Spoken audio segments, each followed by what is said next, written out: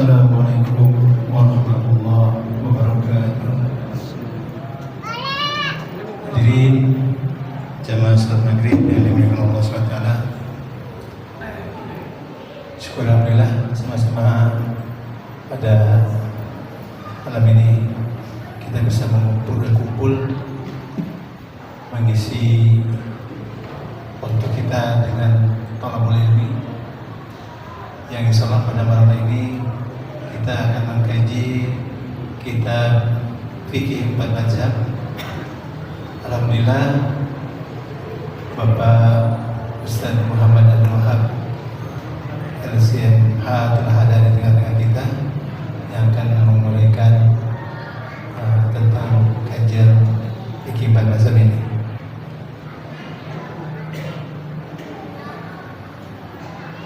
Kajian ini insyaallah akan berlangsung sampai dengan waktu Isya. Tetapi kalau nanti misalnya ada masih ada pertanyaan-pertanyaan dari jamaah sekalian, maka kita bisa juga mungkin menambah waktu pada Isya. Untuk itu kepada jamaah nanti mungkin kalau ada yang memang ingin dipertanyakan, silakan, kami akan buka waktu 10 menit sebelum waktu Isya. Baiklah, kita mulai saja acara kajian malam ini dengan sama-sama kita bacakan basmalah. Bismillahirrahmanirrahim. Untuk itu kepada Pak Ustaz, kami silakan Pak Ustaz.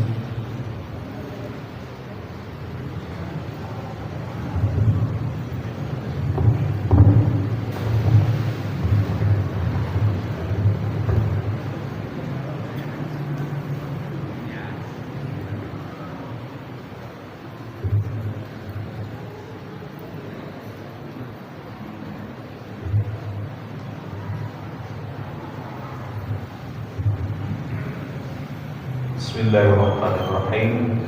Assalamualaikum warahmatullahi wabarakatuh.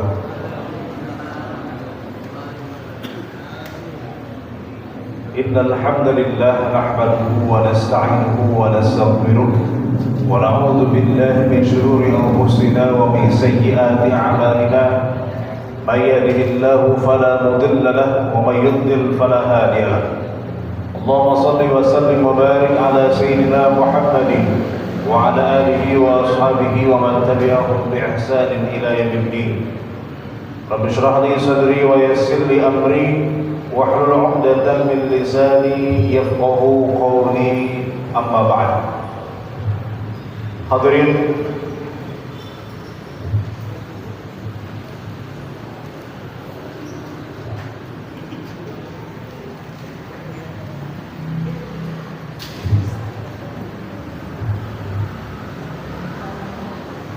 hadirin jamaah kajian ba'da maghrib Masjid Al-Ikhlas yang dirahmati oleh Allah Subhanahu wa taala. Di sore hari ini menjelang malam, alhamdulillah kita masih diberikan kesempatan untuk sama-sama berkumpul di tempat yang mulia ini dalam penuh keberkahan insyaallah. Mudah-mudahan duduknya kita di sini dicatat oleh Allah sebagai pemberat timbangan amal saleh kita di yaumil qiyamah. Amin ya rabbal alamin. Jemaah rahimakumullah, kajian kita di maghrib ini meneruskan kajian tentang fikih 4 mazhab yang di bulan kemarin kita mulai dengan pengantar fikih, ya, apa itu ilmu fikih dan bagaimana hubungan ilmu fikih dan lain-lainnya. Maka di pertemuan kedua ini kita akan masuk ke dalam pembahasan terkait fikih ibadah. Dan fikih ibadah itu, ya, selalu diawali oleh para ulama dengan namanya fikih thaharah. Jadi sebelum membahas bab-bab yang lain, para ulama dalam kitab-kitab fikihnya biasanya memulai dengan bab thaharah, bab bersuci. Selalu di awal pembahasannya sebelum bahas ibadah-ibadah yang lain. Kenapa? Karena bersuci ini, ya, menjadi kunci dari ibadah yang paling utama. Ibadah yang paling utama tentu adalah salat. Awwalu ma yuhasabu bihi al-'abdu min 'amalihi yaumil qiyamah as-salat. Amal pertama seorang hamba yang akan dihisab dari kiamat adalah salat. Tetapi salat tidak bisa sah. Salat tidak akan sah kalau tidak bersuci. Makanya kata Rasulullah SAW, miftahus salat at-tahur. Kunci dari sahnya salat adalah bersuci.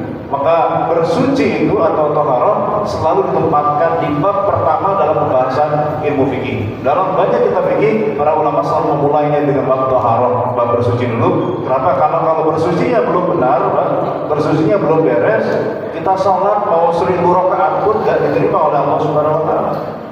Kalau bersucinya belum benar, maka para ulama selalu membahas taharah sebelum sholat. Karena taharah adalah menjadi syarat sahnya sholat. Kemudian nanti ya setelah bab taharah kita akan lanjutkan lagi. Kalau ada waktu dan usia, mudah-mudahan Allah beri kita umur panjang ya. Kita akan bahas bab sholat, puasa, zakat, haji dan seterusnya. Kalau ada umur lagi kita akan bahas tentang bab muamalah nantinya. Tapi kita mulai dari yang pertama yaitu taharah. Jemaah sekalian, apa itu taharah ya? Kalau secara bahasa taharah itu artinya kebersihan, an-nadzafah. Tapi itu secara bahasa. Karena taharah dalam istilah syariat itu nanti lebih dari sekedar bersih, bukan sekedar bersih. Tapi taharah dalam istilah khusus dalam syariat Islam, ya, taharah itu adalah raf'ul hadath wa izalatun najis. Bagaimana kita mengangkat hadas dan menghilangkan najis. Jadi bukan sekedar bersih, tapi bagaimana dua ini hilang. Hadasnya suci, najisnya juga suci.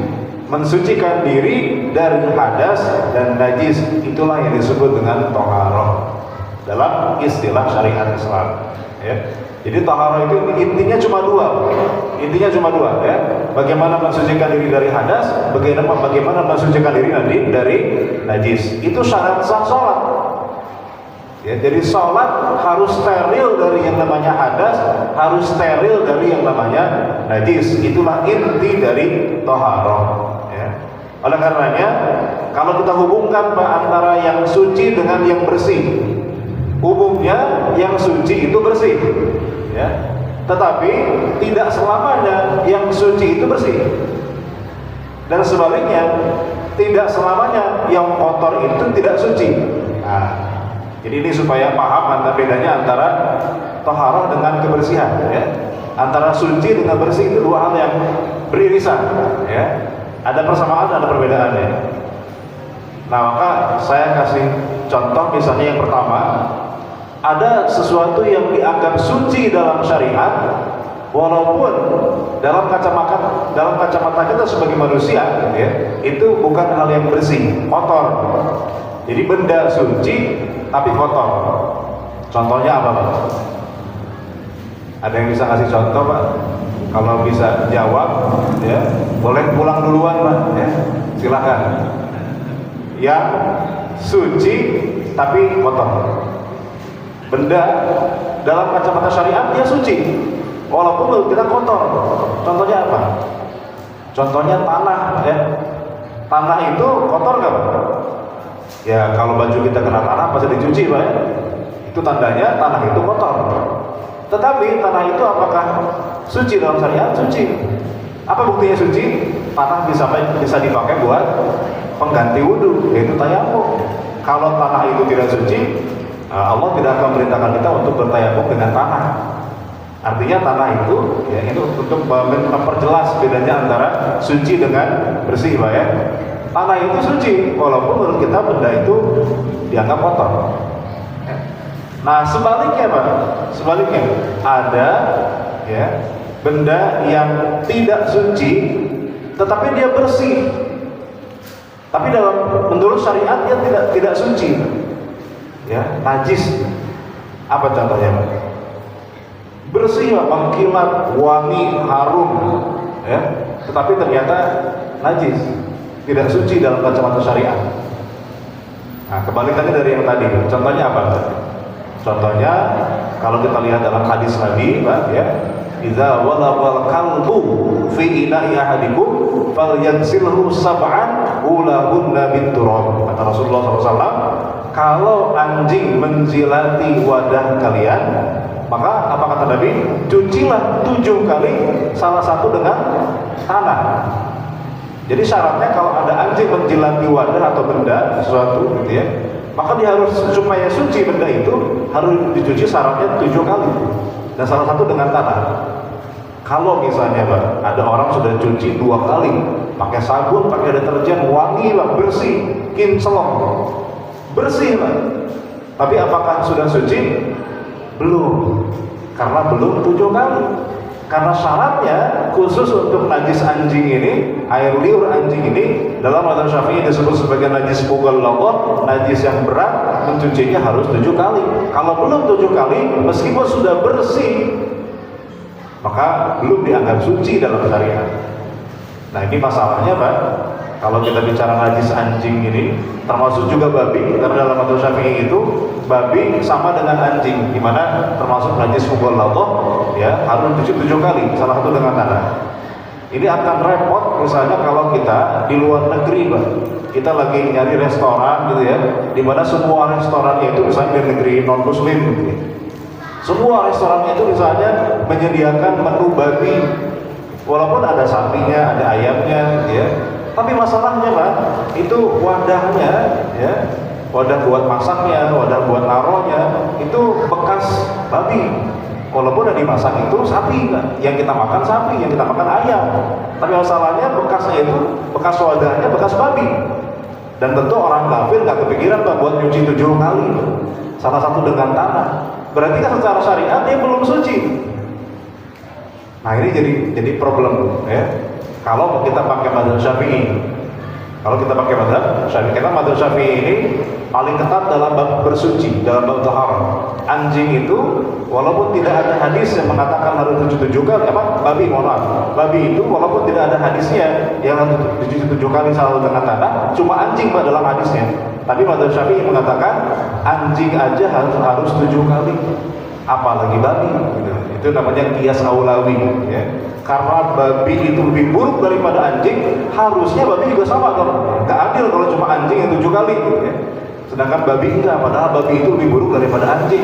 Sampai-sampai dalam ayat Al-Quran Allah mengatakan secara khusus ya, hurrimat alaikumul maitatu waddamu ya, wa lahmul khinzir ya, daging babi selalu disebutkan dalam Al-Quran. Artinya harusnya sama dengan anjing, najis mughalladhah, najis yang berat, harus 7 kali ya. Nah ini jadi repot kalau tadi kasusnya kita ke negeri, kalau di sini sih alhamdulillah masih banyak rumah makan Padang ya, masih banyak warteg lah, insya Allah banyak pilihan. Tapi kalau sudah ke Eropa, misalnya ke Amerika, kemana gitu ya, yang restorannya rata-rata ada menu babinya, nah ini agak repot kalau pakai mazhab Syafi'i. Karena meskipun yang kita makan sapi, ayam atau misalnya apa gitu ya, tapi yang halal, tapi wadahnya itu jadi masalah. Karena wadahnya jadi bekas mungkin bekas babi yang mana itu hukumnya najis gitu. Untungnya ini Dr. Yusuf Al-Qaradawi mengatakan begini, dalam kondisi yang memang tidak memungkinkan atau menyulitkan ya, selama itu ada ulama yang mengatakan boleh, kita boleh mengambil pendapat itu. Dari 4 mazhab, ada 1 mazhab yang mengatakan babi tidak najis. Mazhab apa? Mazhab Maliki. Mazhab Maliki itu sekarang banyak di Afrika Utara, ya, di Maroko, Tunisia, Aljazair, ya, itu kebanyakan mazhabnya Maliki. Dan dalam mazhab Maliki itu babi tidak najis. Babi haram dimakan iya, ya, tapi dia tidak najis. Artinya kalau pakai mazhab Maliki tadi, boleh tak kita makan di restoran yang ada menu babinya, asalkan yang kita makan itu halal, gitu ya. Yang kita makan sapi, ayam, gitu ya, atau menu-menu sayuran dan seterusnya. Walaupun wadahnya itu bekas babi, kenapa? Karena dalam mazhab Maliki, babi itu hukumnya tidak najis. Bahkan anjing pun tidak najis dalam mazhab Maliki. Makanya mungkin kalau di negara-negara seperti Afrika Utara, jangan heran kalau mungkin kita menemukan banyak anjing berkeliaran biasa aja. Kenapa? Dalam mazhab Maliki itu nggak najis. Nah, cuma dalam mazhab jumhur, mayoritas ulama, ya, 3 mazhab itu mengatakan anjing ya najis. Ya. Tapi mazhab Maliki enggak. Apa buktinya? Dalam Al-Quran disebutkan misalnya ketika Allah membolehkan kita memakan hasil buruan anjing. Jadi kalau kita punya anjing, kita latih untuk berburu. Ya suruh dia berburu, misalnya berburu apa? Kelinci. Dia gigit tuh kelincinya Pak, dibawa ke kita karena udah dilatih Pak. Jadi berburunya buat kita. Jadi dia nangkap kelinci sendiri, tapi buat tuannya karena sudah dilatih. Jadi dia berburu. Nah kita boleh memakan hasil buruan anjing itu.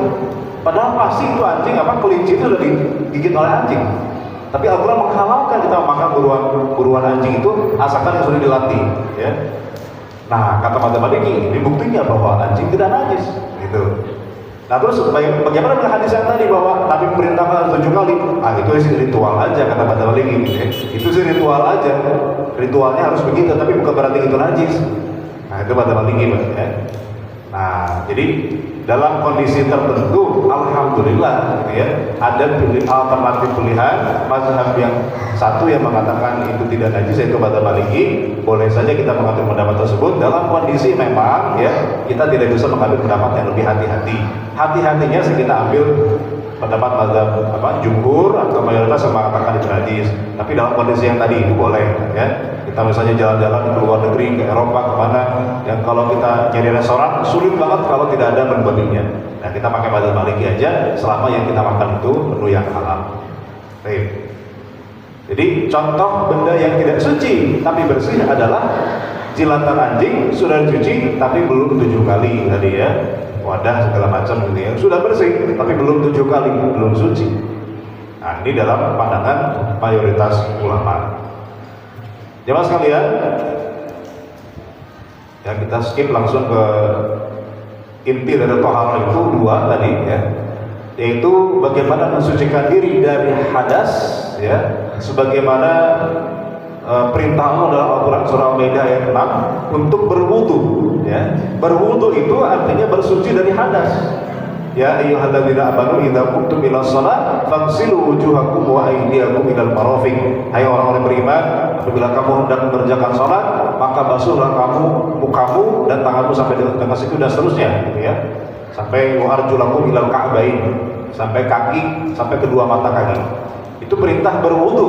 Nah, berwudu itu adalah bersuci dari hadas. Yang kedua, bersuci dari najis. Nah, ini berdasarkan surah Al-Mudaththir ayat 4. Wa thiyabaka fatahhir, dan pakaianmu sucikanlah. Mensucikan pakaian artinya untuk kita beribadah, salat ya, menghadap Allah Subhanahu wa taala, pastikan baju kita bersih dari yang namanya apa? Najis. Nah, cuma bagaimana ketentuannya? Kita akan coba perjelas lagi Pak. Apa bedanya hadas dengan najis? Nah, mana keduanya itu adalah menjadi syarat sah salat.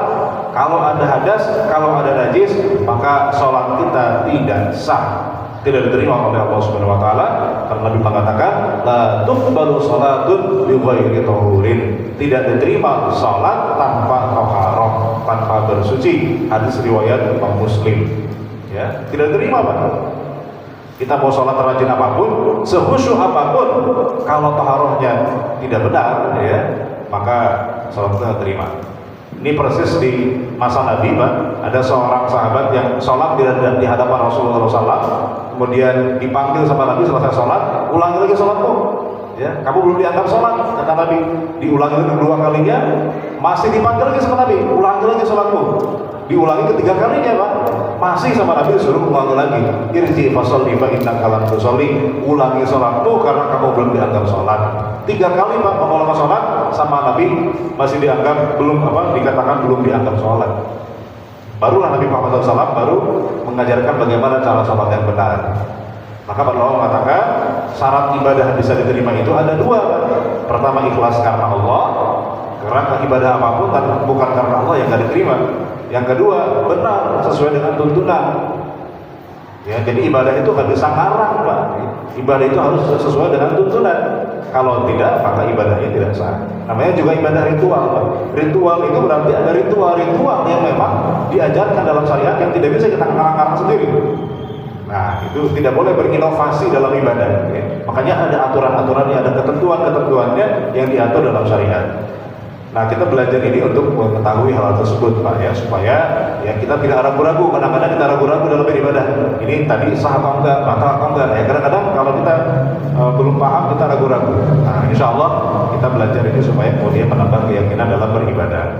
Jemaah sekalian, kita ingin mulai dari yang kedua dulu deh, ya. Kan hadas, najis. Kita mulai dari najis dulu, ya. Kita mulai dari najis. Apa bedanya hadas dengan najis, ya? Kalau hadas, Bapak Ibu sekalian, hadas itu tidak ada fisiknya. Hadas itu hanya status hukum saja, ya. Pada dasarnya tubuh kita itu suci. Pada dasar tubuh kita suci. Tetapi kalau ada sesuatu, ya, misalnya kita buang air, ya, kita misalnya berhubungan badan dengan istri kita, maka tubuh kita menjadi berhadas. Nah, itu namanya hadas. Pada dasarnya suci. Kemudian ada kondisi tertentu yang menyebabkan kita menjadi berhadas. Itu namanya hadas. Jadi hadas itu bukan cuma status saja, Pak. Kalau kita lirik kiri kanan melihat orang, Pak, kita bisa bedain mana muka yang sedang berhadas, mana yang tidak berhadas. Karena hadas itu cuma status hukum saja. Ya, kita nggak bisa bedain, Pak, mana yang sudah berhadas, mana yang belum berhadas. Karena hadas itu hanya status hukum. Pada dasarnya tubuh kita suci. Ketika kita melakukan sesuatu yang menyebabkan, ya, hadas, maka kita berhadas. Ada hadas besar, ada hadas kecil. Kalau hadas kecil, cara bersucinya dengan apa? Dengan wudu, Pak, ya. Kalau hadas besar, bersucinya dengan mandi, ya. Nah, kalau najis itu ada fisiknya, ada bendanya, ya.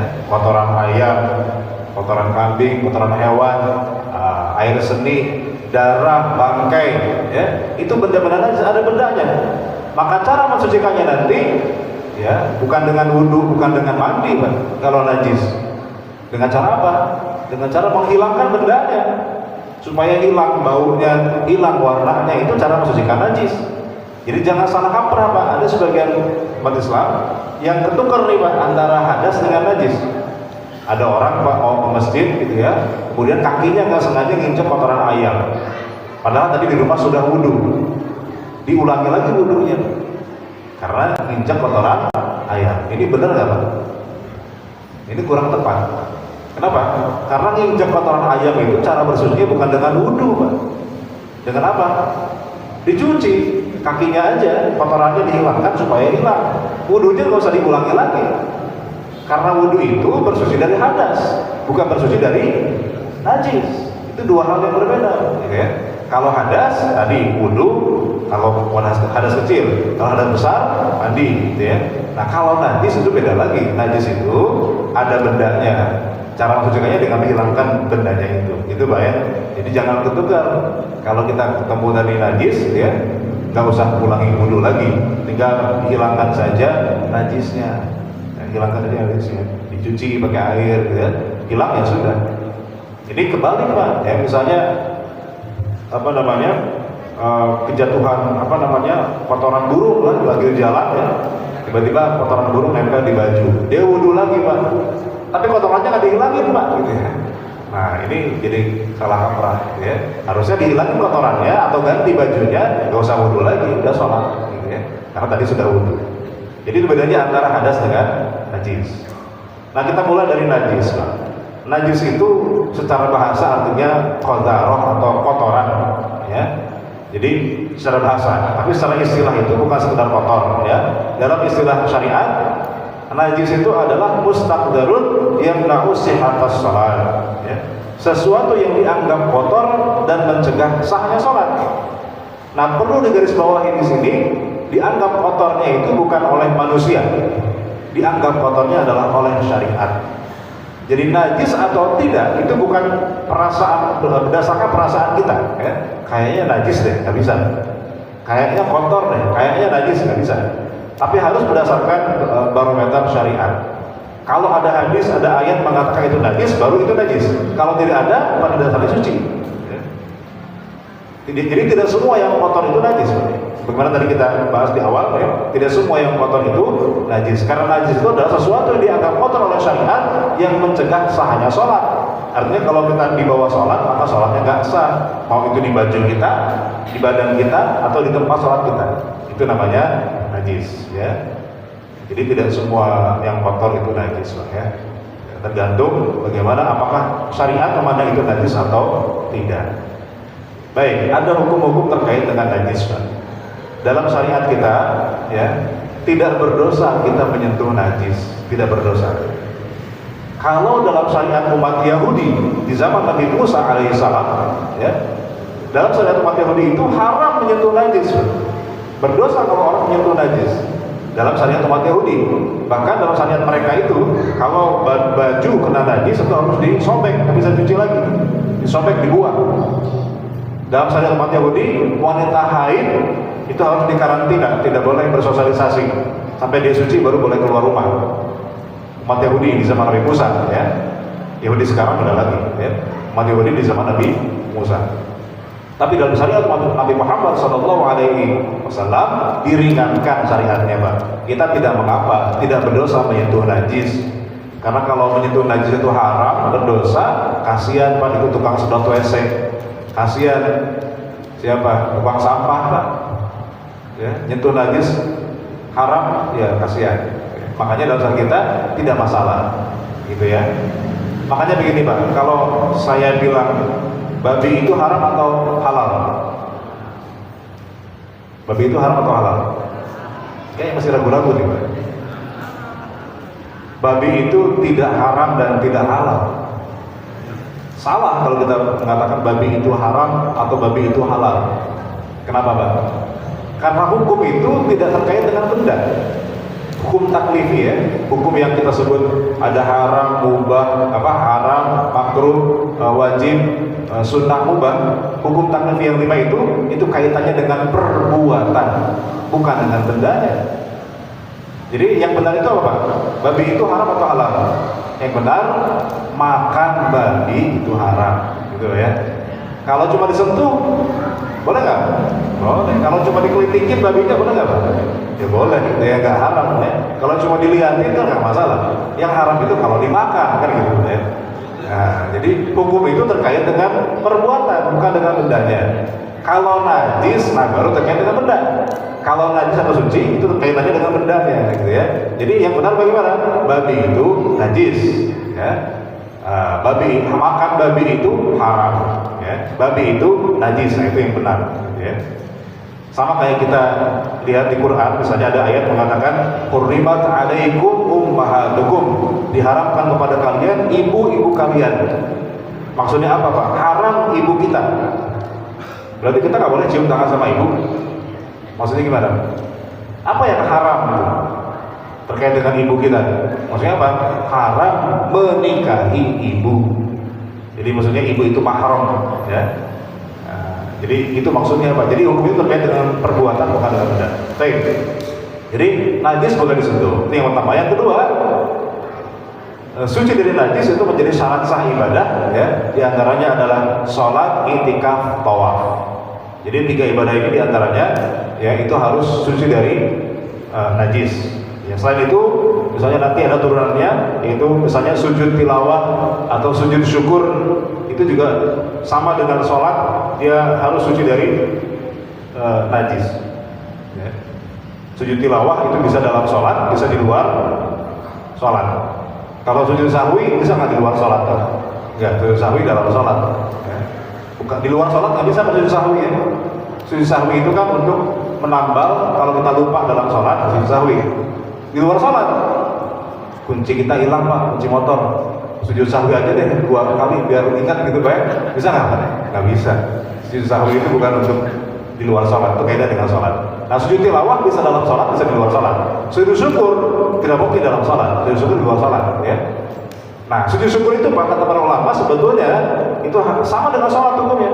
Jadi harus menutup aurat, menghadap kiblat, wudu, ya, suci dari najis. Jadi kalau kita lihat selebrasi sepak bola itu, Pak, yang pada sujud syukur itu sebetulnya itu bukan sujud syukur syariat, gitu, Pak, ya. Itu ya sujud syukur syiar aja, gitu, Pak, ya. Ya nggak masalah juga, gitu, ya. Toh itu bukan sesuatu yang wajib, ya. Tapi kalau kita pengen yang sah itu, ya harus seperti sholat, wudu dulu, gitu, ya. Nah, kalau bisa lanjut tahajud, gitu, Pak, ya. Lebih bagus lagi, gitu, sambil bisa main bola, gitu, ya. Baik.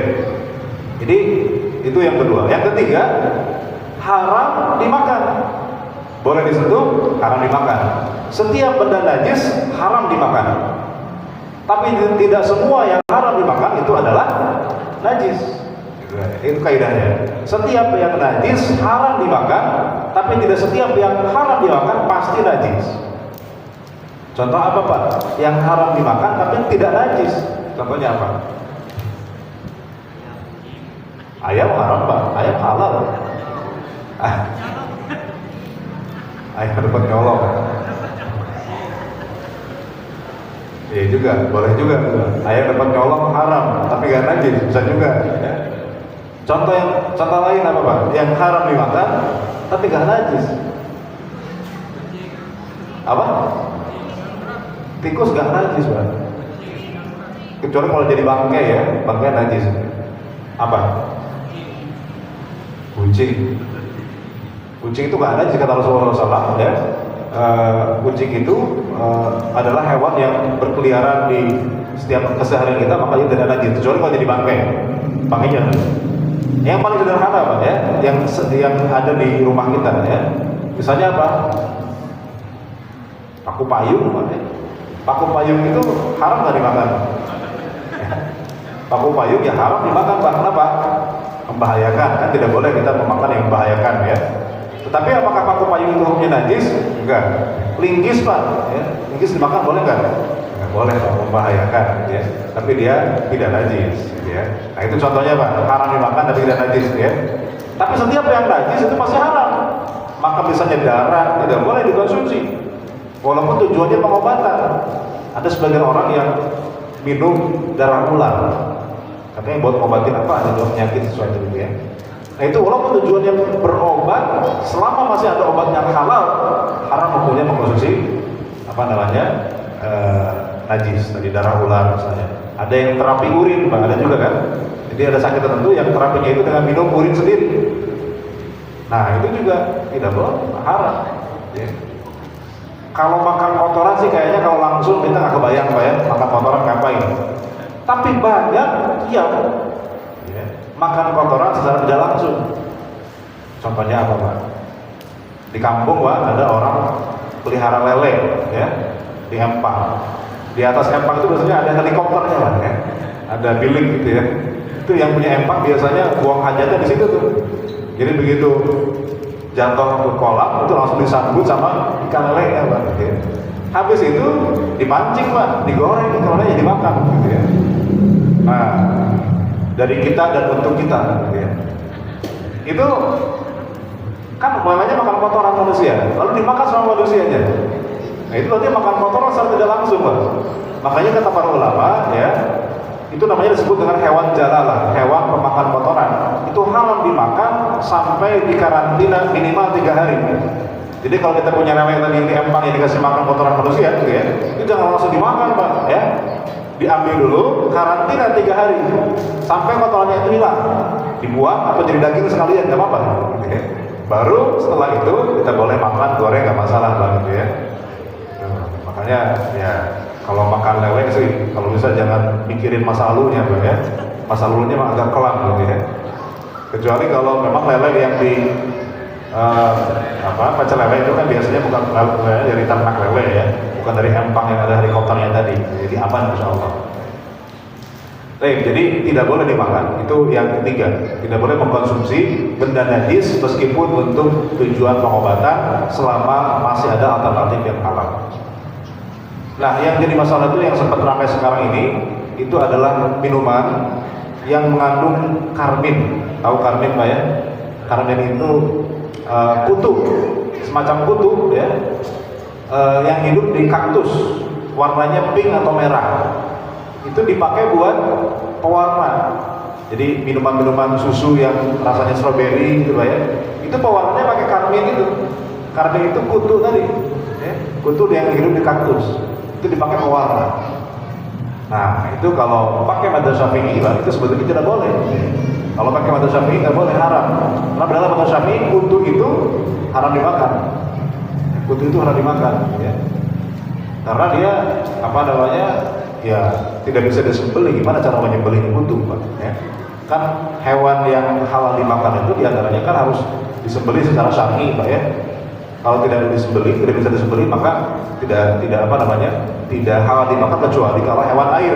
Kalau hewan air halal dimakan walaupun nggak disembelih. Misalnya ikan, Pak. Ikan nggak mesti disembelih kalau kemudian dimakan, nggak mesti. Ya kalau masih disembelih, repot Pak. Ikan teri 2 kilo, gimana cara nyembelihnya satu-satu Pak? Susah. Makanya ikan itu tidak mesti disembelih. Nah, tapi kutu ini pada waktu Syafi'i haram.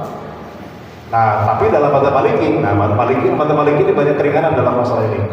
Itu tidak masalah. Kutu itu bukan hal, bukan benda yang termasuk bangkai, gitu ya. Selama dia disembelih. Nah, cuma cara nyembelihnya gimana? Nah, kan tidak ada lehernya. Gimana cara nyembelih kutu? Kan susah juga, kecil-kecil gitu Pak ya. Maka dengan cara apapun asalkan dia mati. Ya, dibunuh, dijepit, direbus gitu ya. Asalkan matinya oleh kita, bukan sudah mati duluan. Kalau sudah mati duluan berarti dia bangkai dia. Nah, makanya karena itu prosesnya adalah dipanaskan supaya mati, itu prosesnya. Maka sebagian pendapat ulama di MUI mengatakan halal meskipun dengan mengikuti madzhab Maliki gitu ya, dengan syarat tadi ya, tidak boleh dalam kondisi sudah mati duluan, matinya oleh kita gitu ya, mau dipanaskan mau diapakan gitu ya. Jadi nggak masalah ya kalau pakai madzhab Maliki. Pakai madzhab Syafi'i ini tidak bermasalah karena ini haram. Masih ada waktu atau sudah selesai? Pertanyaan aja. Oke. Karena ini waktunya sudah mau isya ya, saya serahkan kepada moderator, Pak, silakan. Baik, teman sekalian, cukup menarik pembahasan masalah tahara ini. Begitu, mungkin ada yang ingin ditanyakan, kita akan buka sisinya. Langsung saja kalau ada yang mau ditanyakan. Tapi kalau tidak ada, waktu ini akan biar Pak Ustadz lanjutkan saja gitu. Silakan Pak Ustadz. Ada siapa silakan yang bertanyakan? Ada. Kayaknya tidak ada Pak Ustadz, langsung saja. Lanjut ya. Baik. Yang berikutnya yang keempat, haram digunakan untuk istinja. Istinja itu apa Pak? Istinja itu kalau bahasa Betawinya cebok Pak, ya. Bersih-bersih dari buang air itu namanya istinja. Tidak boleh menggunakan benda najis untuk istinja. Nah sekarang orang kita nggak kebayang ya, orang kok pakai benda najis buat istinja. Kita kan cebok pakai air Pak, ya. Tapi di masa Rasulullah SAW itu terjadi. Kenapa? Di masa Nabi itu Pak belum ada kloset. Ya, Nabi itu kalau di rumahnya ada kamar mandi, tapi buat mandi aja. Kalau untuk buang hajat besar, ya, buang air besar, itu tidak di rumah. Orang-orang di masa itu di Arab, ya, di mana? Nyari tempat sepi di padang pasir yang rendah, ya. Itu dalam bahasa Quran disebut dengan al-ghain, tempat rendah di padang pasir, ya, yang jauh dari pemukiman dan di malam hari. Karena kalau siang-siang kelihatan sama ontan, palu sama ontan, ya. Jadi di malam hari di tempat yang jauh dari pemukiman. Nah, karena di padang pasir nggak ada air, makanya istinjanya pakai apa Pak? Pakai batu. Ya, jadi Nabi dan para sahabat itu waktu itu kalau mau bersih-bersih cebok itu bukan pakai air, karena di tengah padang pasir ada air. Pakai apa? Pakai batu tadi. Maka Nabi itu selalu membawa 3 buah batu untuk istinja. Suatu malam, nah ini ada kejadian. Beliau menyuruh Ibnu Mas'ud untuk membawakan 3 buah batu. Wahai Ibnu Mas'ud, tolong bawakan aku 3 buah batu. Dan dibawakan oleh Ibnu Mas'ud 3 buah batu. Namanya malam-malam Pak, itu nggak kelihatan. Yang 2 batu beneran. Yang ketiga sama pegang hancur Pak. Ternyata apa? Kotoran unta yang sudah kering. Nggak kelihatan Pak, malam-malam gitu ya. Pokoknya asal ngambil yang bulat keras gitu ya, diambil oleh Rasul gitu ya. Padahal ternyata kotoran unta. Maka Nabi mengatakan, hadza riksun. Ibnu Mas'ud, ini najis, nggak boleh dipakai buat istinja. Masa kita membersihkan yang najis pakai yang najis? Nggak boleh gitu ya. Nah, dari sini maka tidak boleh menggunakan benda najis buat istinja. Nah, kita alhamdulillah Pak ya, banyak air. Ya, kita pakai air, alhamdulillah ya. Orang Indonesia itu paling anti kalau nggak ada air ya. Kalau kita misalnya ke negara-negara barat yang memang nggak ada air ya, pakai tisu. Itu kadang orang Indonesia ya bawa botol Pak gitu ya, bawa botol air gitu ya. Karena kita nggak biasa pakai tisu. Padahal Nabi itu pakai batu. Ya. Mending pakai tisu Pak dibanding pakai batu ya. Pakai batu itu mungkin sebersih-bersih pakai batu Pak, tetap aja kayaknya sih masih ada gitu ya, nyisa-nyisa gitu ya. Nah, makanya ini yang keempat, haram untuk istinja. Yang berikutnya, haram terkena tempat suci. Jadi tidak boleh tempat suci kena najis, ya. Inna Rasulullah amara bil masajid an tubna fid dur wa an tutahhar wa tutayyab. Aisyah berkata, Rasulullah SAW memerintahkan untuk membangun masjid di tengah-tengah perumahan penduduk serta memerintahkan mensucikannya. Tidak boleh ada benda najis masuk masjid. Ada ayam misalnya masuk, tidak boleh gitu ya, di antisipasi supaya tidak masuk, karena kalau ayam masuk pasti kotorannya kan ya ditinggalkan di masjid gitu ya. Ya tidak boleh masjid itu ada benda najisnya ya. Masjid, mushaf, ya, Al-Quran tidak boleh terkena benda najis. Kitab-kitab atau buku-buku ilmu agama syariat juga tidak boleh kena najis, hal yang sifatnya suci. Dan yang terakhir, haram diperjualbelikan. Selain haram dimakan, benda najis juga haram diperjualbelikan. Ya. Memperjualbelikan benda najis hukumnya haram. Apa dalilnya? Dalilnya adalah ini riwayat dari Rasulullah SAW bahwa Allah melaknat orang-orang Yahudi. Kenapa? Orang Yahudi itu pintar ngakali syariat, Pak, di zaman dulu. Salah satu syariat yang mereka akali adalah ketika Allah mengharamkan bagi mereka ya lemak hewan. Orang Yahudi nggak boleh makan lemak hewan, Pak. Cuma dagingnya doang yang halal buat orang Yahudi. Kita kan lemak dimakan, Pak, ya, bukan jadi soto Betawi gitu ya. Kalau orang Yahudi nggak boleh makan lemak hewan. Tetapi kalau orang Yahudi pintar ngakali syariat, akhirnya mereka nggak makan itu lemak.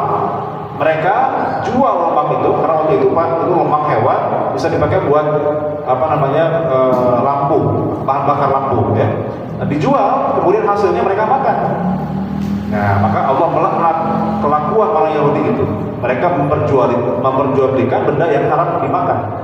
Nah, maka hukumnya haram. Selain haram dimakan, tidak boleh juga diperjualbelikan ya. Contoh misalnya ada pupuk kandang. Nah, ini jadi masalah ya. Pupuk kandang itu kan dari kotoran hewan. Kotoran hewan itu hukumnya najis. Sedangkan najis tidak boleh diperjualbelikan. Boleh nggak jual beli pupuk kandang? Kalau pakai mazhab jumhur ulama atau kebanyakan ulama itu memang tidak boleh. Kenapa? Karena pupuk kandang itu hukumnya najis. Kecuali ada dua mazhab yang mengatakan boleh. Mazhab Hambali mengatakan boleh, asalkan kotorannya dari hewan yang halal dimakan. Dari kambing, dari ayam boleh. Tapi kalau dari anjing nggak boleh, gitu ya, karena haram dimakan. Asalkan hewannya halal dimakan, kotorannya tidak najis dalam mazhab Hambali. Mazhab Hanafi mengatakan najis ya najis, cuma kalau ada manfaatnya boleh diperjualbelikan. Seperti tadi buat pupuk kandang, buat menyuburkan tanaman, atau anjing kan najis, dalam mazhab Hanafi pun najis. Hanya saja kalau ada manfaatnya boleh diperjualbelikan. Contohnya apa? Anjing pelacak buat polisi ya, boleh diperjualbelikan. Atau misalnya anjing untuk berburu, anjing untuk menjaga rumah, anjing untuk menjaga hewan ternak. Itu dalam mazhab Hanafi boleh diperjualbelikan, ada manfaatnya.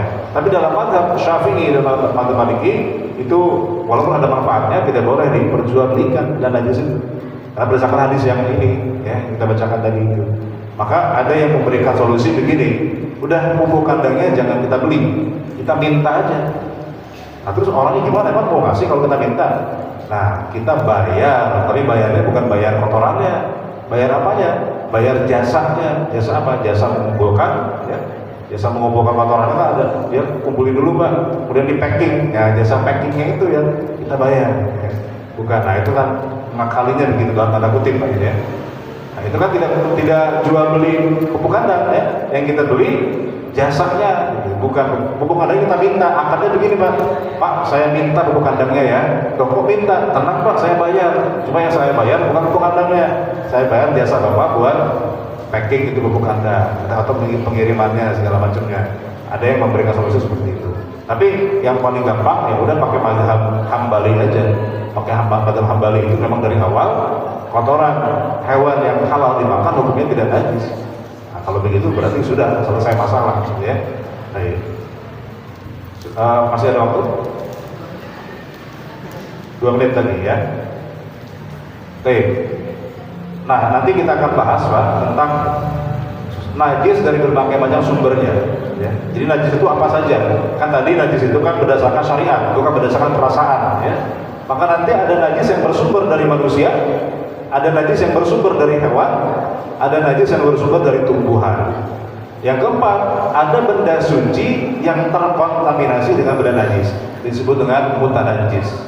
Nah nanti kita akan bahas apa saja najis yang keluar dari manusia, dari tubuh manusia.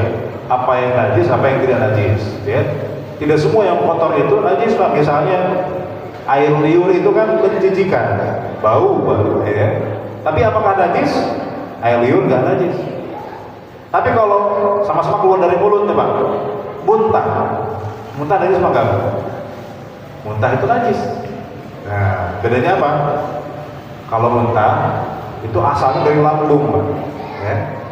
Ini kaidahnya, yang berasal dari lambung itu biasanya najis.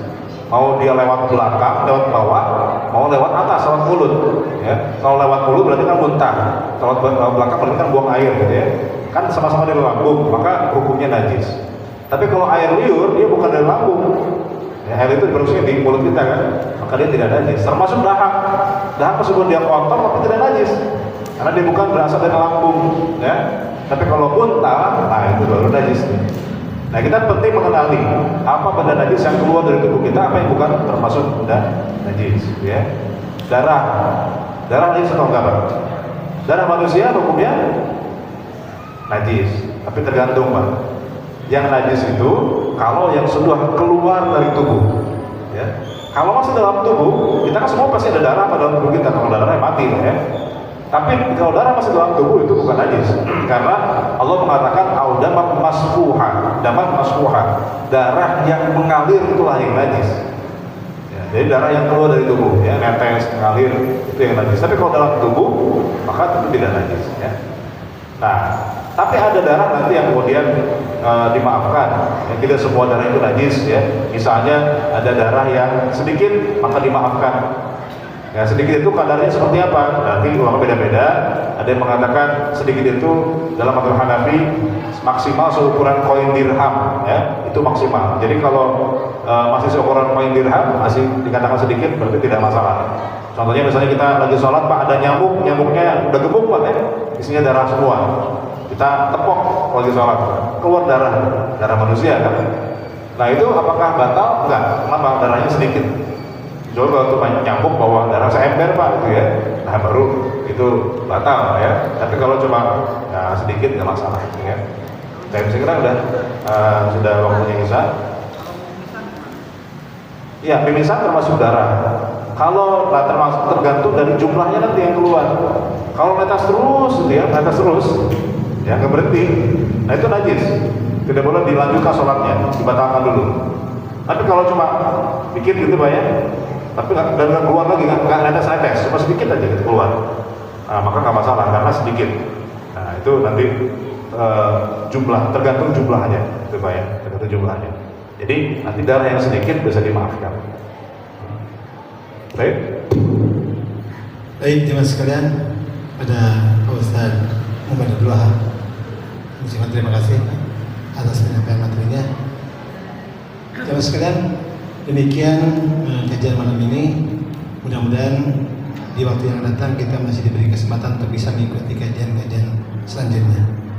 Baik, kita tutup saja dengan membacakan hamdalah. Alhamdulillahirabbil alamin. Subhanakallahumma bihamdika asyhadu an la ilaha illa anta astaghfiruka wa atubu ilaik. Billahi taufiq wal hidayah. Wassalamualaikum warahmatullahi wabarakatuh. Waalaikumsalam.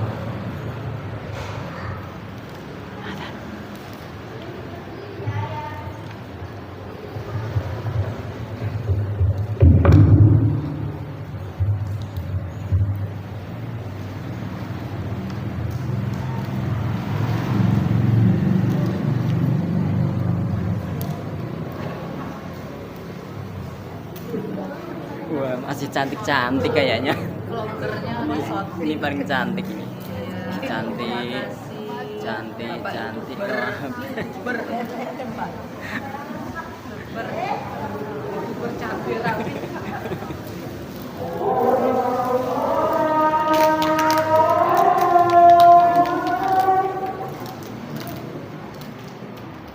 Subscribe, tonton nanti ya.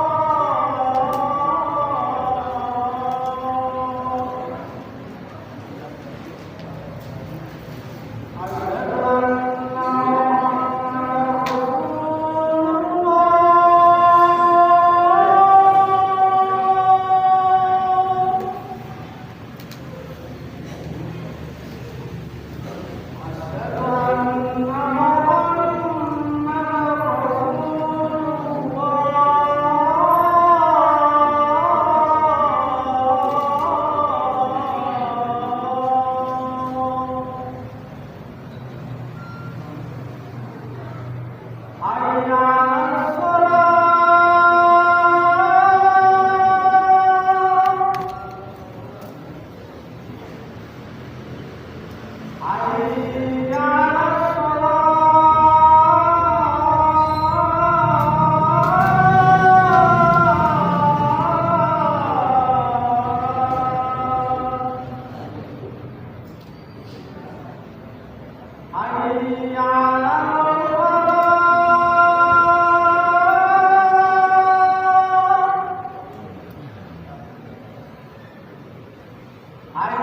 'alal